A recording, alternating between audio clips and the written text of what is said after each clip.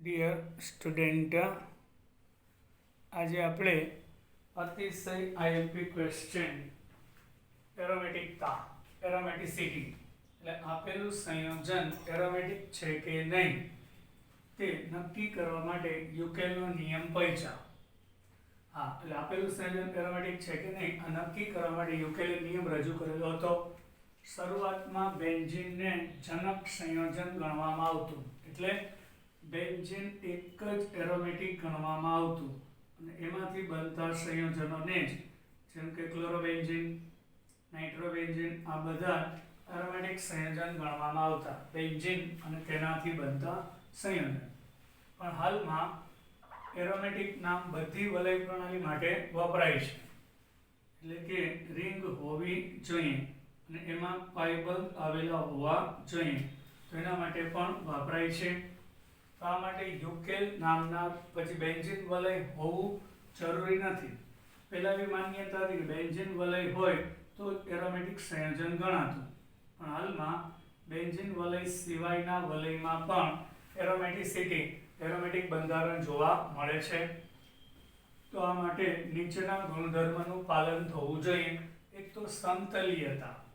તો આપણને બધાને ખબર છે કે દ્વિબંધ વાળો કાર્બન હોય તો અહીંયા 6 કાર્બનનું સંકરણ બેન્ઝીનમાં sp2 થાય, તો sp2 સંકરણ થાય એટલે દરેક કાર્બન એના 3 સિગ્મા બંધ એક જ સમતલમાં બનાવે.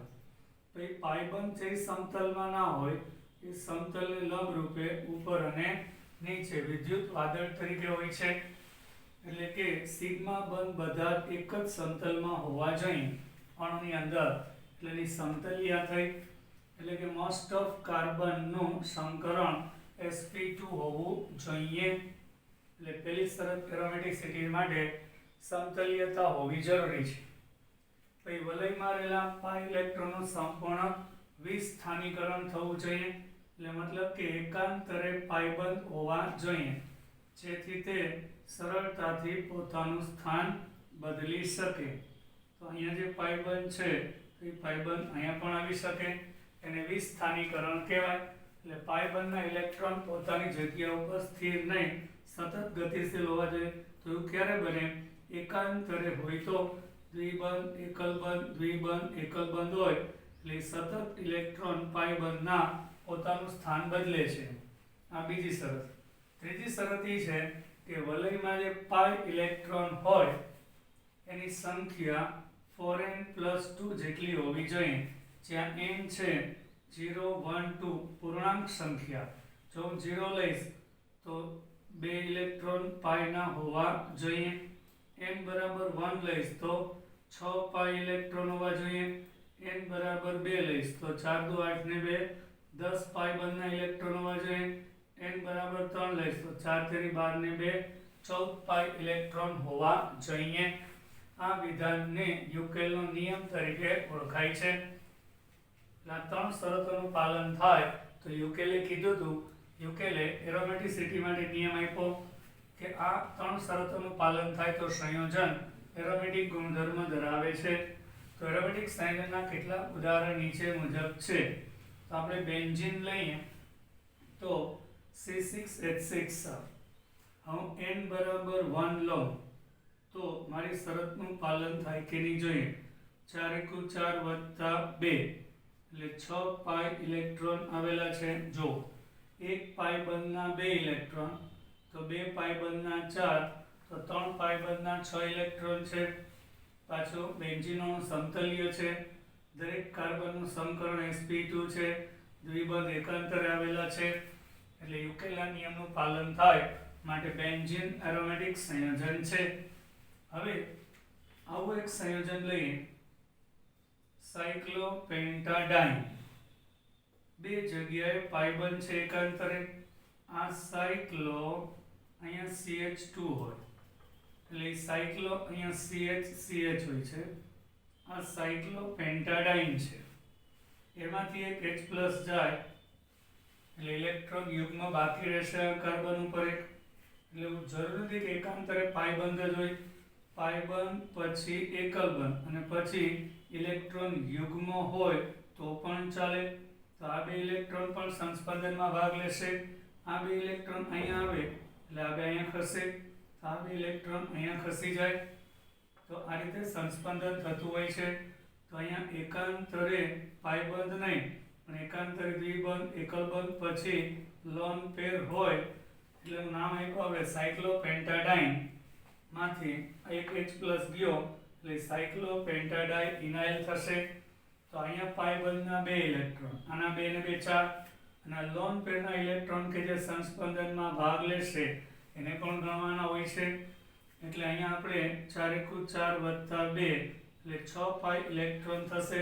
એટલે આ ઇલેક્ટ્રોન વિસ્થાનીકૃત છે એટલે પાઈ ઇલેક્ટ્રોન બનાવવામાં ભાગ લે છે. પાયબંધના ઇલેક્ટ્રોન ગણાય કારણ કે પોતે પાયબંધ બનાવી શકશે. તો આ બે ઇલેક્ટ્રોન અહીંયા ખસીને જશે. એટલે જે ઇલેક્ટ્રોન યુગ્મ લોન પેર હોય, આ કાર્બન ઉપર એક લોન પેર હતી એટલે આનું નામ છે સાયક્લોપેન્ટાડાઇનાઇલ એનાયન. એમાં n બરાબર 1 લેતા પાઈ ઇલેક્ટ્રોન 6 થાય. 1 2 3 4 5 6 એટલે યુકેલના નિયમનું પાલન થાય એટલે એરોમેટિક સંયોજન છે. આ જે સાયક્લોપેન્ટાટ્રાઇનાઇલ કેટાયન 1 2 3 4 5 6 7 સાયક્લોહેપ્ટા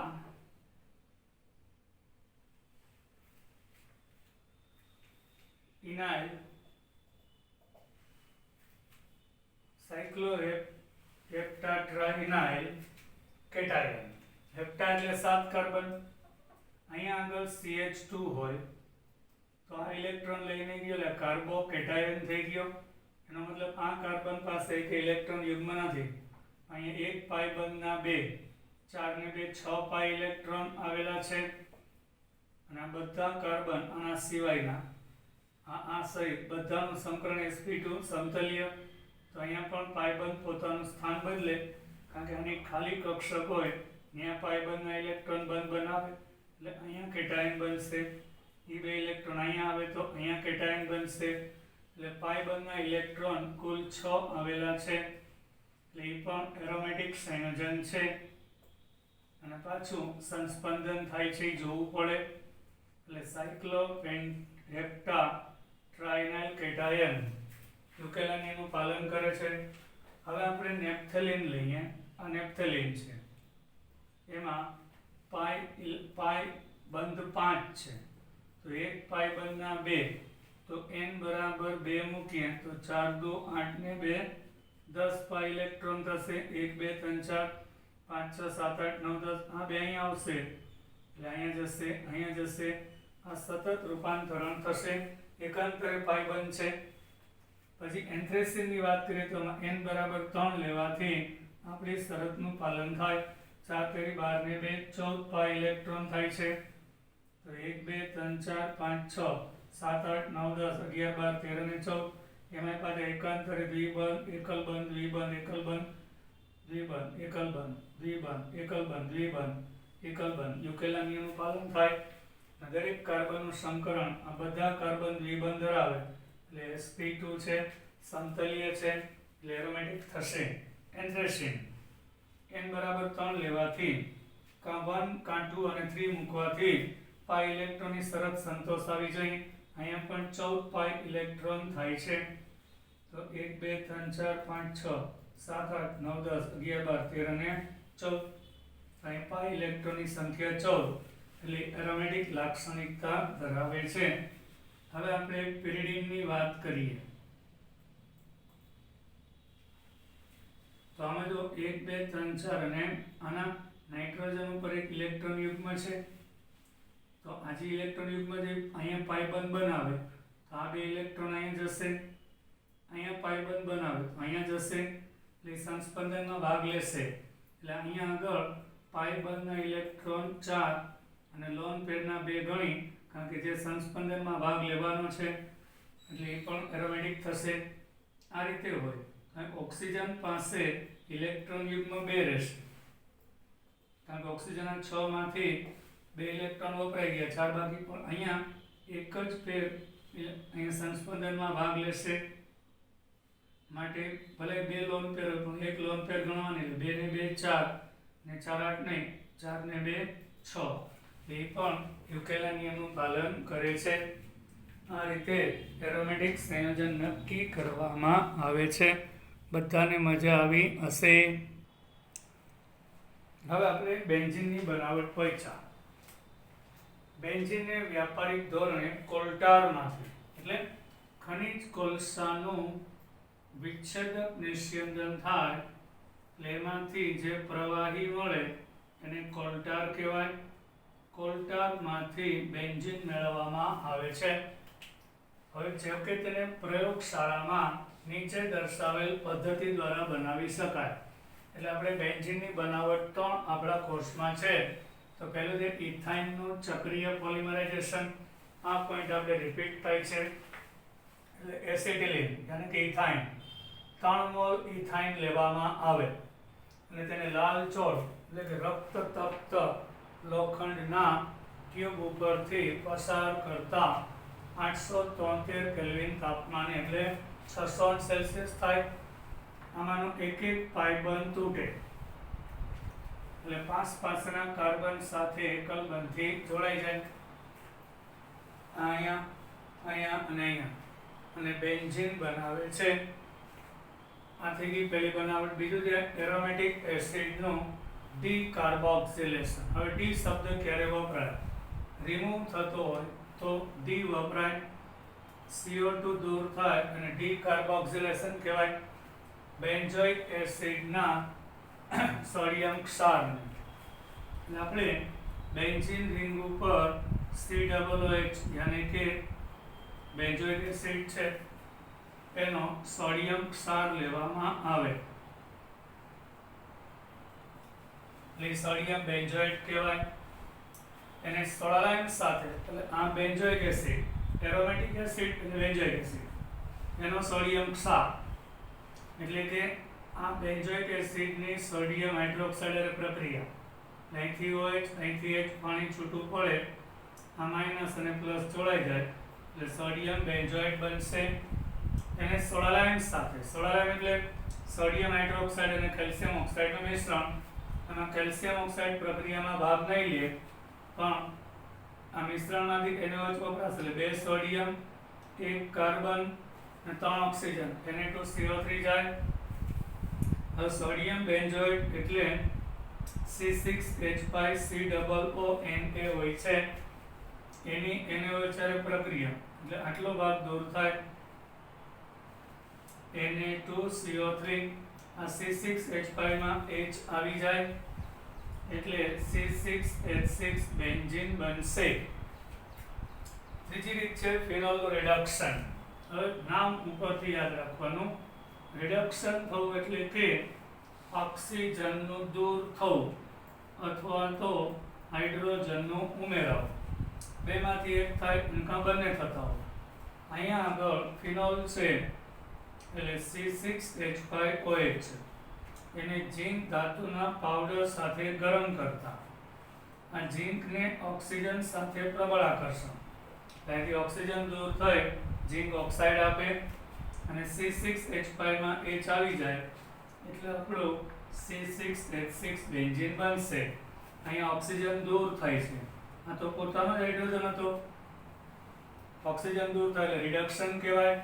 આ રીતે બેન્ઝીન બનાવવામાં આવે છે. પ્રયોગશાળામાં બેન્ઝીન આ પદ્ધતિથી બનતો હોય છે.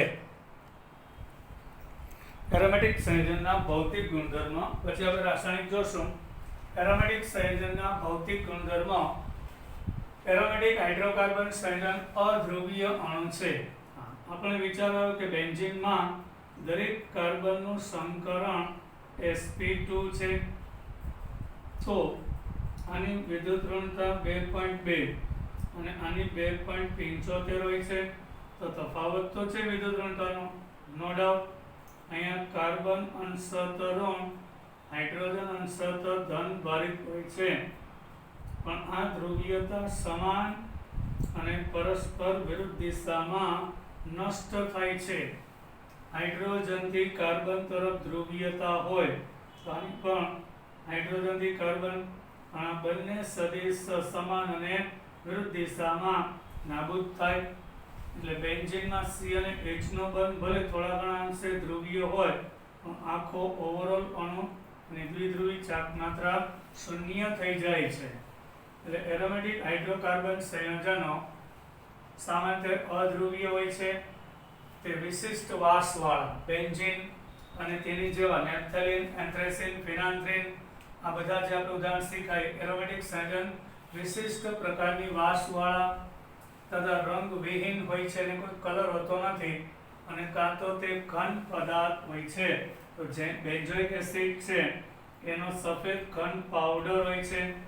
બેન્ઝીન છે તો એ પ્રવાહી હોય છે ઓરડાના તાપમાને. બેન્ઝોઇક એસિડનો સફેદ ઘન પાવડર હોય છે. આ બધા રંગવિહીન હોય છે. પછી નેપ્થેલિન એ પણ એક ઘન પદાર્થ છે, એના વિશે બધા જાણો છો. ડામરની ગોળી જે આપણે જાહેર ટોયલેટમાં જઈએ તો સફેદ કલરના જે ટીકડા તમે જુઓ છો બરાબર, આવા એ શું છે? એ ડામરની ગોળી છે, એ નેપ્થેલિન છે. બધા પરિચિત છો. આપણે ટોયલેટમાં જાહેરમાં જઈએ તો સફેદ કલરની આવી ગોળીઓ પડેલી હોય છે. એ સિવાય આપણા કબાટની અંદર જેમાં કપડાં આપણે રાખતા હોય જૂના લગ્નના કે આપણા મમ્મી પપ્પાના મેરેજ વખતના કપડાં કે મમ્મીના જૂના કપડાઓ જે સાચવેલા હોય, સ્ટોર પપ્પાનું સાચવેલું હોય, તેમાં સાથે ડામરની ગોળી મૂકવામાં આવે છે. કારણ કે વિશિષ્ટ વાસ ધરાવે અને જીવિત પ્રતિકર્ષી એટલે જે જીવાણુ હોય છે એ વાસને કારણે તેનાથી દૂર ભાગે એને પ્રતિકર્ષી કહેવાય. જેવી કે કંસારી કબાટમાં હોય, પછી કોઈ જગ્યાએ પતંગિયાનો ઉપદ્રવ હોય, એ વગેરેને દૂર રાખવાનો ગુણધર્મ ધરાવે અને કપડા ઉપર જીવાત લાગતી નથી. તેનો ઉપયોગ શૌચાલયમાં અને કપડાને સુરક્ષિત રાખવા માટે થાય છે. એરોમેટિક હાઇડ્રોકાર્બન સંયોજન આ અધ્રુવીય છે. તો પાણી તો ધ્રુવીય હોય છે, એટલે બેન્ઝીન કે એની જેવા એરોમેટિક સંયોજનો પાણીમાં દ્રાવ્ય થતા નથી. આ મિશ્રિત હોય છે, મતલબ અદ્રાવ્ય હોય. પણ કાર્બનિક દ્રાવક બેન્ઝીન છે તો ઈથરમાં દ્રાવ્ય થાય. ક્લોરોફોર્મ, કાર્બન ટેટ્રાક્લોરાઇડ આ બધા કાર્બનિક દ્રાવક છે એમાં મિશ્રિત થાય એટલે ઓગળે છે. અને એરોમેટિક સંયોજન છે એટલે એને બાળવાથી કાળી મેશ વાળી જ્યોતથી સળગે છે.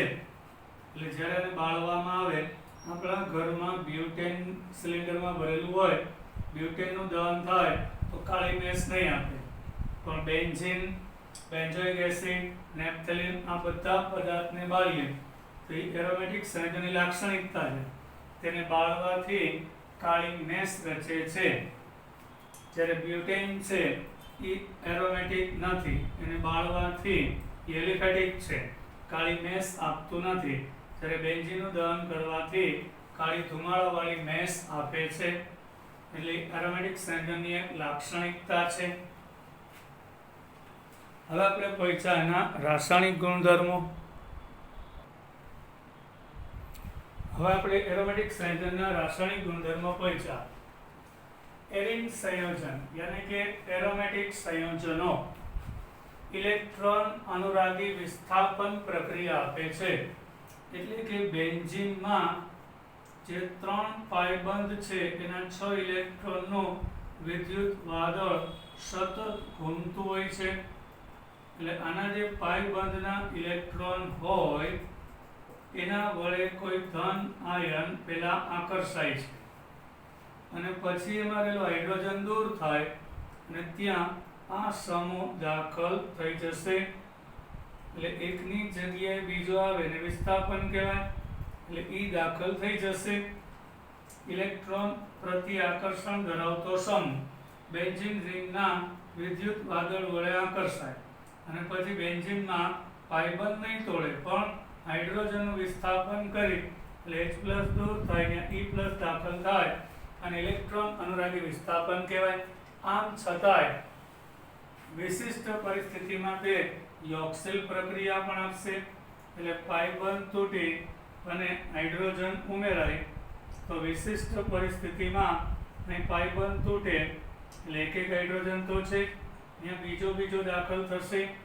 એટલે તે હાઇડ્રોજનેશન એટલે પાયબંધ તૂટીને અણુ ઉમેરાય પણ એ પ્રક્રિયા ઓછી, કારણ કે પાયબંધ છે અહીંયા ઓછો સક્રિય છે એટલે યોક્સેલ પ્રક્રિયા વિશિષ્ટ પરિસ્થિતિમાં આપે છે એ આપણે આગળ જોશું.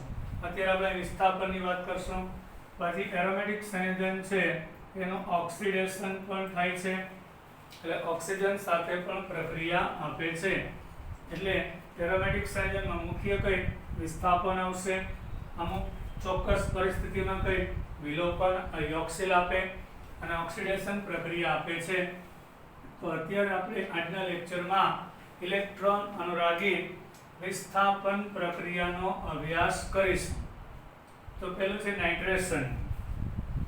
બેન્ઝીનમાં NO2 સમૂહ દાખલ થાય તો એને નાઇટ્રેશન કહેશું.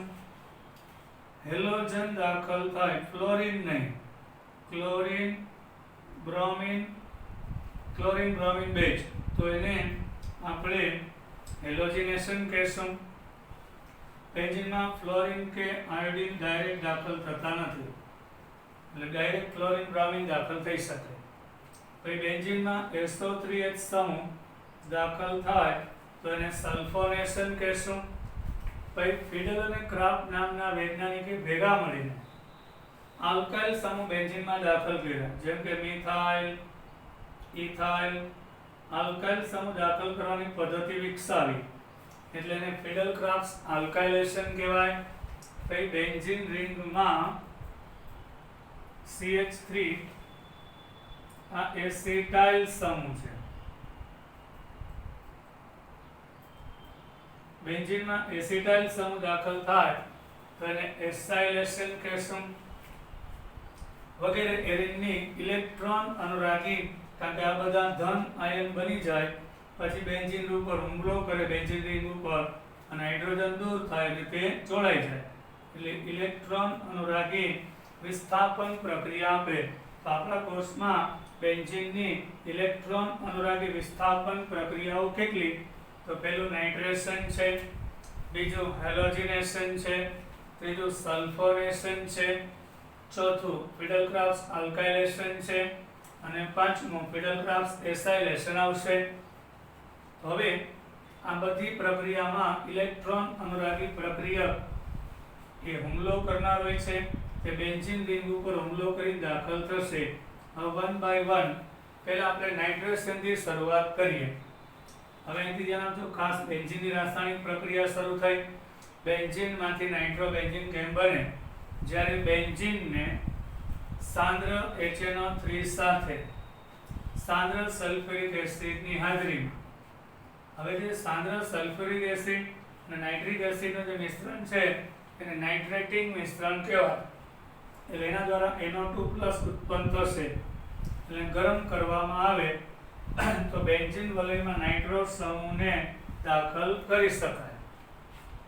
તો બેન્ઝીનની સાંદ્ર HNO3 અને સાંદ્ર સલ્ફ્યુરિક એસિડની હાજરીમાં 323 થી 333 કેલ્વિન તાપમાને ગરમ કરી તો નાઇટ્રિક એસિડ છે HNO3 આવું હશે. પછી સલ્ફ્યુરિક એસિડ H2SO4, આમાંથી ને OH માઈનસ જશે એટલે આ પ્લસ બનશે. આમાંથી ને H પ્લસ જશે એટલે માઈનસ, અહીંથી H પ્લસ, અહીંથી OH છે એટલે H પ્લસ અને OH એટલે પાણી છૂટું પડે. પેલા આ બે વચ્ચે ઇન્ટરનલ પ્રક્રિયા થાય એટલે અહીંથી ટુકડો થયો એટલે ધન આયન NO2+ બને, જે આપણું ઇલેક્ટ્રોન અનુરાગી આયન છે. અહીંયા શું વધ્યું? ઋણ આયન HSO4- વધ્યો. H અને OH એટલે પાણી, એટલે આ પાણી છૂટું પડ્યું. હવે આપણો ઇલેક્ટ્રોન અનુરાગી ધન આયન કયો? NO2+. એ બેન્ઝીન રિંગના આ પાઈ બંધના ઇલેક્ટ્રોન વડે આકર્ષણ પામશે અને ત્યાં કોઈ એક હાઇડ્રોજનનું વિસ્થાપન કરે એટલે અહીંયાથી C6H6 હતું એમાંથી એક હાઇડ્રોજન જાય અને અહીંયા C6H5NO2 બનશે એટલે બેન્ઝીન C6H6. એક હાઇડ્રોજન જાય અને નાઇટ્રો આવે એટલે હાઇડ્રોજન દૂર થયો, નાઇટ્રો સમય વિસ્થાપન. અને NO2+ દાખલ થાય ઇલેક્ટ્રોન અનુરાગી. હવે અહીંથી જે H+ છૂટો પડ્યો એ અહીંયા H+ અહીં જોડાઈ જશે, એટલે આ ઉદ્દીપક છે એ પાછો મળી જશે. હવે ડિટેલમાં બતાવ્યું કઈ રીતે થાય છે એ આપણે આગળ જોઈએ. પહેલા સૌથી પહેલા બેન્ઝીનની સાંદ્ર HNO3 સાથે સાંદ્ર સલ્ફ્યુરિક એસિડની હાજરીમાં 323 થી 333 કેલ્વિન તાપમાને ગરમ કરતા નાઇટ્રોબેન્ઝીન મળે. આ પ્રક્રિયાને બેન્ઝીનનું નાઇટ્રેશન કહે છે. હવે હેલોજનેશન પર ચાલે. બેન્ઝીનમાં હેલોજન દાખલ કરવું. ધારો કે આપણે ક્લોરિનેશન લેશું. એરિન સંયોજનમાં લોઇસ એસિડ. લોઇસ એસિડ કોને કહેવાય? કે જે અણુ પાસે બાહ્યતમ કક્ષામાં ખાલી કક્ષક હોય અને તે ઇલેક્ટ્રોન યુગ્મ સ્વીકારવાનું વલણ ધરાવે એને લોઇસ એસિડ કહેવાય. FeCl3 હોય, ફેરિક ક્લોરાઇડ હોય કે એલ્યુમિનિયમ ક્લોરાઇડ હોય છે કે જે ઇલેક્ટ્રોન યુગ્મનો સ્વીકાર કરે. બરાબર. હાજરીમાં હેલોજન સાથે પ્રક્રિયા કરતા હેલો એરિન સંયોજન આપે છે. સૌપ્રથમ બેન્ઝીનની ક્લોરીન સાથે નિર્જળ એલ્યુમિનિયમ ક્લોરાઇડની હાજરીમાં પ્રક્રિયા કરતા અથવા તો FeCl3 ની હાજરીમાં ઉદ્દીપક છે તો ક્લોરોબેન્ઝીન અને HCl આપે. શું થાય? સૌપ્રથમ ક્લોરીન FeCl3 સાથે જોડાય. FeCl3 એક લોઇસ એસિડ છે અને એક ખાલી કક્ષક હોય. આનું વિષમભાગી વિભાજન થાય એટલે Cl+ અને Cl ભાગીદારીના બે ઇલેક્ટ્રોન એટલે Cl- એ ઇલેક્ટ્રોન યુગ્મનોને દાન કરીને જોડાય છે એટલે FeCl4- બને અને આપણો ધન આયન ઇલેક્ટ્રોન અનુરાગી આયન E+ Cl+ બનશે જે બેન્ઝીન રિંગના વિદ્યુત વાદળ વડે આકર્ષાય અને હાઇડ્રોજનનું વિસ્થાપન કરી ત્યાં જોડાય ક્લોરોબેન્ઝીન બને. એટલે બેન્ઝીનમાંથી એક હાઇડ્રોજન જાય અને ક્લોરીન આવે એટલે ક્લોરોબેન્ઝીન બને. હવે ત્યાંથી જે H+ આવ્યો ત્યાં ટેમ્પરરી Cl- લોઇસ એસિડ સાથે જોડાયેલો હતો યાના પ્રતિ આકર્ષણ વધી જાય એટલે HCl છૂટું પડે અને મૂળ ઉદ્દીપક પાછો મળી જશે. જો AlCl3 ઉદ્દીપક લીધો હોય તો અહીંયા AlCl4-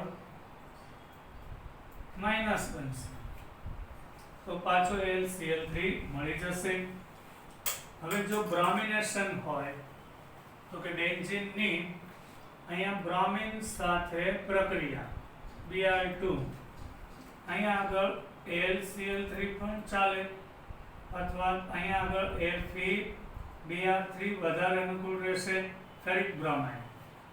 તો અહીંયા આગળ નિપટ બ્રોમોબેન્ઝીન મળે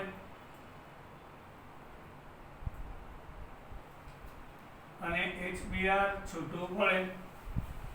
સૌપ્રથમ બેન્ઝીનની બ્રોમિન સાથે પ્રક્રિયા એટલે બંધ તૂટે એટલે પ્લસ અને માઇનસ થાય તો આપણો ઇલેક્ટ્રોન અનુરાગી આયન છે.